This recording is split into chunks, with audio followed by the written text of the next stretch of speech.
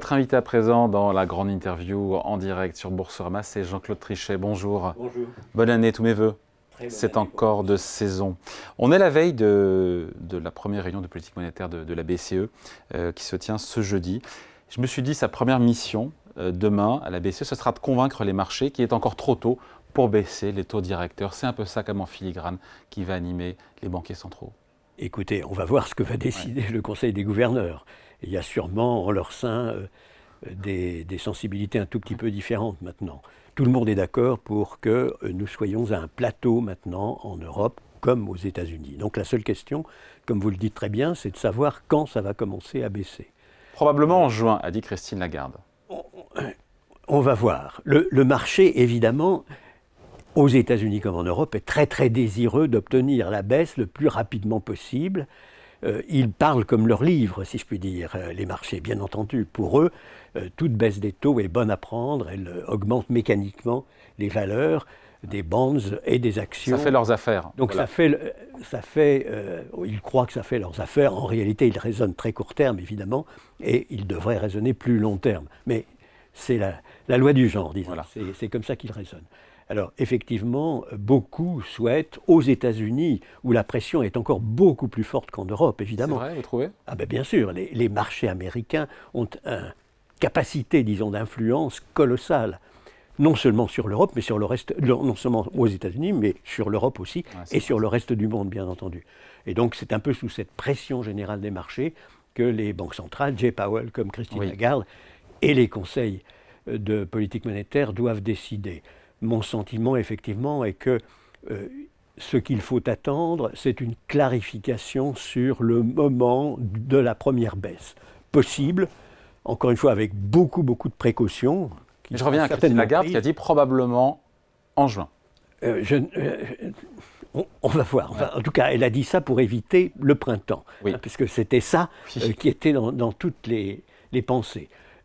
Donc, effectivement, le principal message, c'est pas si tôt que ça. Ouais. Alors, il y a un autre problème pour les Européens, qui est précisément les décisions américaines. Si les Américains décident eux-mêmes de baisser les taux plus tôt que nous, alors qu'ils sont dans une situation sur le plan de l'inflation qui n'est pas du tout meilleure que la nôtre, ça exercera une pression énorme sur les Européens. Ils ont plus de croissance. Et donc, aussi, pardon ? Ils ont aussi plus de croissance. Oui, bien entendu, ils ont plus de croissance, mais ils ont plus de croissance parce qu'ils ont un policy mix incroyablement déséquilibré, avec une politique budgétaire qui a été incroyablement expansive.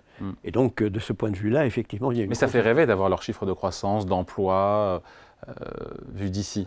Oui, enfin, vu d'ici, heureusement, l'emploi se comporte encore pas trop mal. C'est vrai, en Europe. Et ça, c'est vraiment la bonne nouvelle, disons, d'une période qui est quand même très difficile. Et, difficile pour tous, et même, évidemment, même aussi pour les Américains. D'ailleurs, comme vous le voyez, en dépit du fait que vous venez de me dire la croissance, c'est formidable aux États-Unis et l'emploi est formidable, c'est pas tellement le sentiment des Américains, paradoxalement. C'est terrible, ça. Et comment on l'explique, d'ailleurs ? C'est terrible pour un dirigeant, encore une fois, de se dire que, pour Joe Biden, qui a des bons résultats, mais au final, qu'ils ne sont pas crédités. Parce qu'il y a une hystérésis assez importante, des retards, si vous voulez, dans la compréhension de la situation dans laquelle sont les uns et les autres. C'est un phénomène qu'on observe toujours. Peut-être y a-t-il d'autres éléments dans l'économie américaine sous-jacents qui rendent beaucoup de gens mécontents, qui ne sont pas de nature économique, mais qui sont de nature culturelle. C'est évident, d'ailleurs, quand on regarde les supporters de Trump. Oui.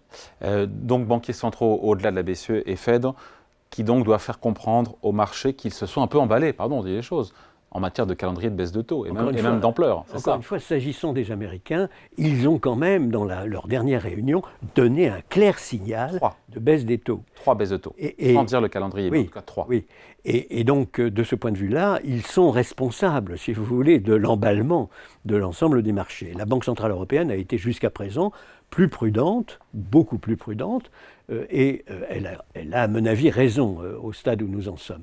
Ceci dit, ça me donne l'occasion de dire, des deux côtés de l'Atlantique, les banques centrales ont fait du bon travail à mes yeux, parce qu'on aurait pu repartir, si vous voulez, pour une séquence comme avec le premier choc pétrolier et le second choc pétrolier.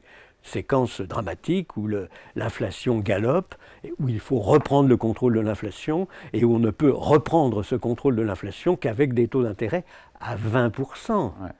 Donc, c'est une bonne surprise qu'on ait réussi à faire, que les banques centrales aient réussi notamment à faire revenir l'inflation dans une zone plus acceptable aussi rapidement. Je crois qu'effectivement, elles ont montré une formidable détermination qui n'était pas anticipée par ni les marchés ni les économistes. La baisse des prix de l'énergie a beaucoup aidé. Bien entendu.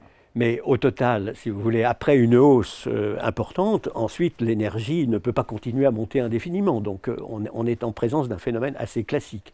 Ce qu'elles ont évité, grâce à leur détermination, et moi je suis très très content de cela, parce que vous savez, il y a une grosse différence entre la période du premier et du deuxième choc pétrolier, disons 73-80, et puis la période présente.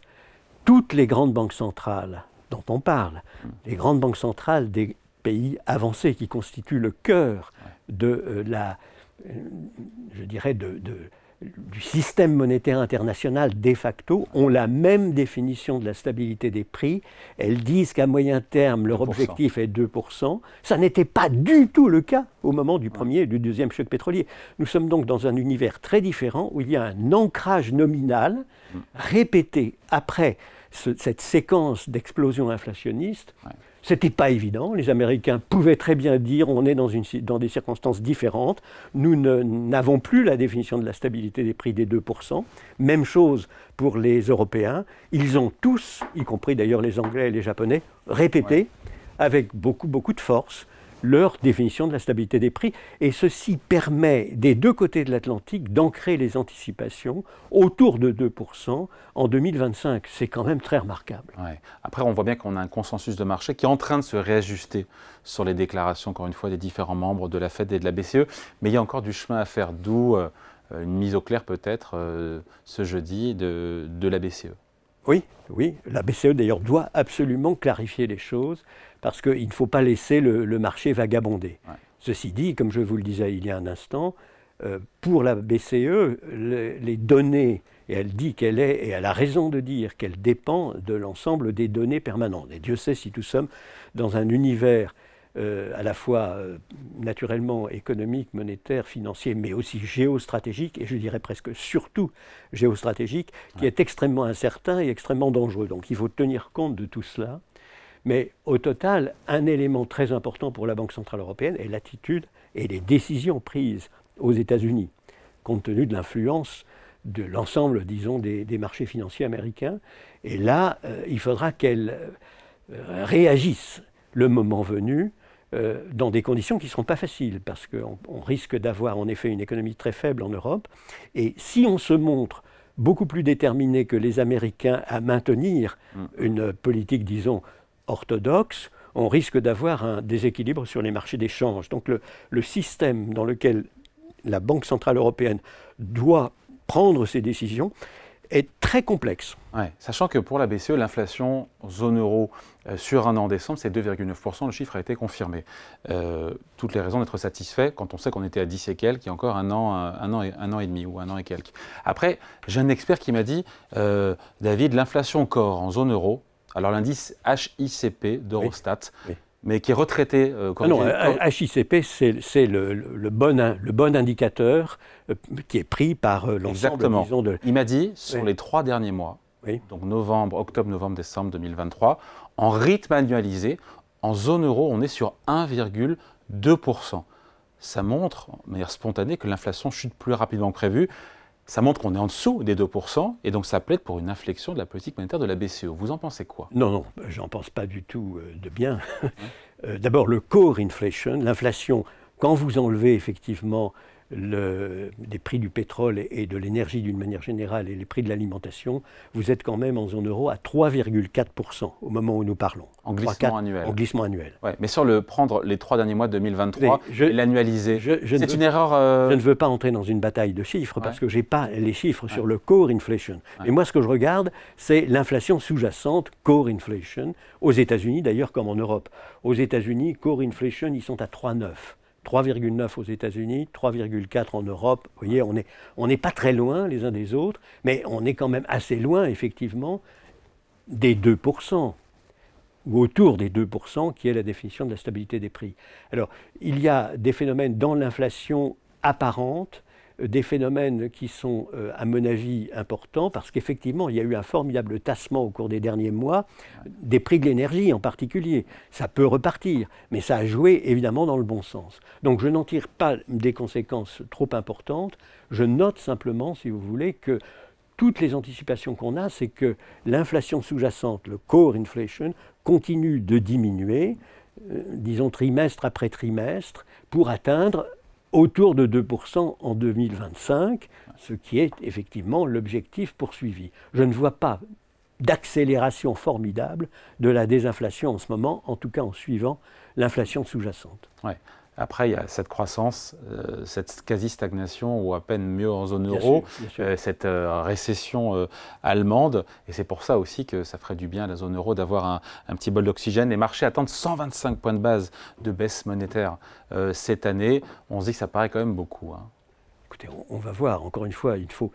Moi, je ne prends aucun pari, disons, sur ce qui sera fait, parce que ça dépend tellement de l'ensemble des autres données, y compris, je le disais, les données géostratégiques, l'impact des données géostratégiques. Donc, nous sommes dans une circonstance qui est très, très difficile. Au total, si je prends la dernière projection du staff de la Banque centrale européenne, selon eux, et peut-être qu'ils sont un peu optimistes, je ne dis pas qu'ils ne sont pas trop optimistes, en 2024, on aurait une croissance dans la zone euro de 1%, et en 2025, une croissance de 1,5%. Ça me paraît plutôt optimiste. Moi, je signe tout de suite. Au total, compte tenu de l'ensemble, disons, des données que nous avons en tête et des difficultés de toute nature que notre économie doit affronter. Alors, ce qu'il faut bien voir, si vous voulez, c'est que pour expliquer la différence sur laquelle vous insistez entre États-Unis et Europe, différence d'ailleurs qui, à la fin de l'année 2024, n'apparaîtra pas comme aussi monumentale qu'elle apparaît aujourd'hui, parce qu'il y a un tassement. Et puis, la politique budgétaire ultra-expansionniste des États-Unis, effectivement, au bout d'un moment, elle s'essouffle. Mais c'est vrai que pour expliquer... Sauf si Trump est réélu, et là, on ne sait pas du tout ce qui peut se passer sur le déficit public et budgétaire américain. Mais s'il se met à faire des folies, il aura aussi des effets contre-productifs de méfiance et pas de confiance. Donc tout ça est un peu autorégulé. Mais enfin, au total, clairement, on est en présence d'États-Unis qui ont été beaucoup plus expansifs que les Européens. Et par ailleurs, ils sont beaucoup moins touchés quand même par le choc pétrolier. Ils sont producteurs de pétrole. Le choc des matières premières, ils sont producteurs de pétrole, ils ne dépendent pas de l'étranger. Ils ne sont pas touchés de la même manière aussi par le choc alimentaire, si je puis dire. Ils ont eux-mêmes une autosuffisance alimentaire considérable. Donc ils sont très protégés contre ce qui frappe les Européens et qui rend la zone euro particulièrement vulnérable, évidemment. Au-delà même de la guerre en Europe, qui est notre guerre. Et dire que la guerre en Europe ne compte pas trop pour nous parce qu'on n'aide pas beaucoup l'Ukraine et que les Américains aident beaucoup l'Ukraine est totalement faux, naturellement. Les Européens aident énormément l'Ukraine. Au total, quand on fait tous les comptes et qu'on prend tous les Européens concernés, et donc il n'y a pas du tout de différence d'impact, si vous voulez, en effort fait en faveur de nos amis ukrainiens. Ouais. Après, si Trump, encore une fois, coupe l'aide aux Ukrainiens, ça change complètement la donne pour l'Europe. Enfin, je dois dire que la probabilité que Trump parvienne au pouvoir me paraît toujours faible, personnellement, même si tous mes amis américains me disent que je me trompe.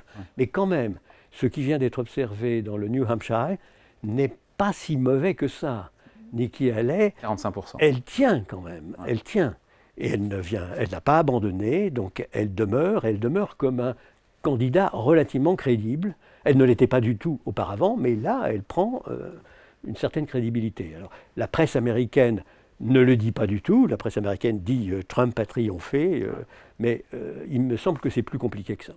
Juste, dernier point, Jean-Claude Trichet, la baisse des taux longs qu'on observe des deux côtés de l'Atlantique, mais là parlons de la BCE, la baisse des coûts de financement de ces derniers mois, est-ce que ça fait ou ça ne fait pas l'affaire de la BCE? Je laisse la question est ouverte, même si moi j'ai ma petite idée.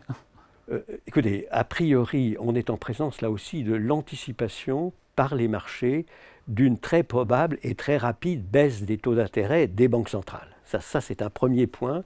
Et donc, ce que vous observez sur les taux longs, à mon avis, est très largement aussi le fruit de cette anticipation probablement erronée aux États-Unis et encore plus erronée en Europe, mais c'est une première explication. Seconde explication, c'est, alors elle est inverse si vous voulez, c'est confiance dans les banques centrales. Les banques centrales nous ont dit qu'elles allaient nous assurer une stabilité des prix autour de 2% dès 2025. Elles vont y arriver. Eh bien, on y croit. Ouais. On y croit, et c'est d'ailleurs ce que montrent en effet beaucoup des surveys, beaucoup des anticipations qui sont faites par les marchés. Donc le fait qu'on intègre cette donnée, le succès des banques centrales est dans une certaine mesure, si vous voulez, pricé, en quelque sorte, intégré dans les prix des bonds à moyen et long terme, disons à 10 ans et au-delà. Alors ça, ce sont deux explications que je trouve assez crédibles. Alors il y a une troisième explication que certains vous donneront, très catastrophique, disant c'est tout simplement que la récession des deux côtés de l'Atlantique est beaucoup plus probable et proche qu'on ne le croit. D'ailleurs, on l'avait dit dans le passé, on a été surpris par la résilience de ces économies réelles, mais au total, on n'échappe pas à l'inévitable et il va y avoir une très importante récession. Et voilà la raison pour laquelle, etc., votre fille est muette. Mais au total, j'incline pour les deux premières explications et certainement pour celle qui repose sur la crédibilité des banques centrales à ramener qui quand même l'inflation ont à 2%. haussé les taux à 11 reprises aux États-Unis, à 10 reprises en Europe. Ça prouve en tout cas une détermination pour ne pas laisser la situation leur échapper. Voilà, maintenant il faut accompagner ce reflux d'inflation par des baisses de taux pour notamment relancer aussi un peu l'activité qui est quand même très atone en zone euro. C'est ça aussi l'idée derrière. Oui, bien entendu. Comme toute décision de politique monétaire, on est toujours, si vous voulez, sur des décisions qui sont très complexes. Il faut en effet ne pas risquer d'avoir une relance inflationniste et de rater non seulement l'objectif d'inflation, mais aussi la crédibilité de tout le système des deux côtés de l'Atlantique. Encore une fois, nous avons le même objectif de stabilité des prix. Et en même temps, en même temps, il ne faut pas rester trop longtemps au niveau du plateau s'il y a en effet de bonnes raisons de penser qu'on a gagné sur le plan monétaire et que donc il faut regarder les autres éléments. Pas facile d'être banquier central. Non, c'est très très difficile, surtout comme vous le savez. Avec la géopolitique en plus. Comme vous le savez. Et bien entendu, c'est un fait, les problèmes principaux peuvent nous surgir à tout moment sur le plan géostratégique. Partout où je vais dans le monde, je ressens, si vous voulez, ce sentiment que des événements très importants peuvent se matérialiser à échéance relativement proche. Et je n'avais jamais ressenti cette impression. On parle de tensions, auparavant. De géopolitique, de guerre, enfin voilà, on parle de tout ça. Alors, il y a deux guerres en ce moment, une guerre en Europe, une guerre au Proche-Orient, avec beaucoup d'autres éléments qui sont très inquiétants objectivement et qui font que le monde progressivement se divise en plusieurs blocs sur le plan géostratégique et sur le plan militaire. Et là, on dit que ça complexifie encore plus les décisions que doivent prendre les banquiers centraux dans cet univers-là. Exactement. Ça rend les décisions encore plus complexes, encore plus incertaines s'agissant de l'environnement et de l'environnement de leurs décisions, et aussi, évidemment, plus incertaines en ce qui concerne leurs propres réactions, leurs propres décisions. Un instant, puisqu'on a abordé le problème géostratégique, tout ceci me conduit à penser qu'il est ultra urgent que l'Europe se dote d'une avancée considérable dans le domaine de l'union politique. L'union politique... Ça veut dire quoi concrètement ? Concrètement, ça veut dire une diplomatie commune, une défense et une sécurité communes. Nous ne sommes à aucune table de négociation mondiale importante si nous n'avons pas aussi cette union politique beaucoup plus avancée qu'elle ne l'est aujourd'hui. On a fait des progrès formidables en matière monétaire. Tout le monde prévoyait que ça serait un échec. On a réussi de manière très... Et évidemment les Américains, mais les Anglais, et beaucoup d'Européens. Et chez nous, comme vous le savez, c'est à 50-50 que la monnaie unique est passée. Et en Allemagne, on aurait demandé aux Allemands leurs sentiments, ils auraient dit non à l'époque. Au moment où je parle, il y a une majorité écrasante en Allemagne, en France et dans l'ensemble des autres pays pour dire nous sommes pour. Nous trouvons que l'euro est une réussite. Donc ça c'est très remarquable. Mais nous sommes toujours un nain politique et ceci n'est pas acceptable dans le monde d'aujourd'hui. Bon voilà, merci en tout cas, merci pour cet entretien. Jean-Claude Trichet, ancien président de la Banque Centrale Européenne, invité de la grande interview en direct sur Boursorama. Merci à vous. Merci.